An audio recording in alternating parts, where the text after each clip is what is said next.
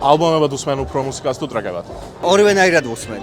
ახალი ალბომი თუ არის, ალბომად ვუსმენ. მაგრამ ვინმე ახალს თუ აღმოვაჩენ, ძველი, ცოტა ცნობილი ჯგუფის მუსიკას ვუსმენ, მაშინ უფრო ტრეკებად და არა ალბომებად. ბოლო პერიოდში ტრეკებად ვუსმენ, მაგრამ მუსიკის მოსმენა რო დავიწყე, თავიდან ბავშვობაში ალბომები დავიწყე.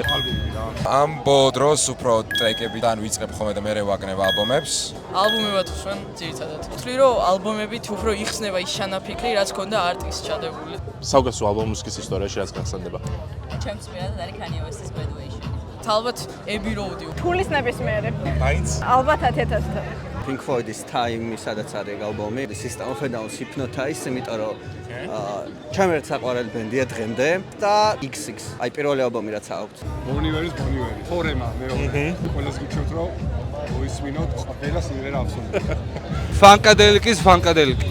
Top 3-ს ვიტყვი რა, okay? Neutral Milk Hotel-ის In the Airplane Over the Sea არის ჩემი უსაყვარლესი ალბომი საერთოდ და Beatles-ის Revolvers Top 3-ში გავიყვანდი. LCD Sound System-ის This Is Happening No Skip ალბომია. ალბათ მუსიკის ისტორიის საუკეთესო ალბომი ჯერ გველოდება, წინ იქნება ალბათ, არ ვიცი. ყველაზე overrated ალბომი რა გგონია ან არტისტი დღევანდელ მუსიკის ინდუსტრიაში? The Dark Side of the Moon. რატო? არ ვიცი, აი რაღაცა გაწელილია ჩემი ასეთ. ალბომებით არ ვიცი, მაგრამ შემიძლია ისე თქვა Taylor Swift არის ალბათ ძალიან overrated.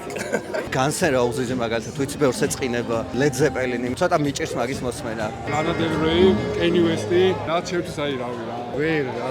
Drake-ს ვერ დაუმუღამე ვერანაირად. რამდენიც არ ვცადე, Drake-ის არც ერთი სიმღერა მაინც არ მომწონებია და ვერ ხვდები ეგეთი პოპულარული რატო არის. ვერ ვიტყვი ვერავიზე მაგას. იმიტომ რომ ყველას აქვს თავისი რაღაც.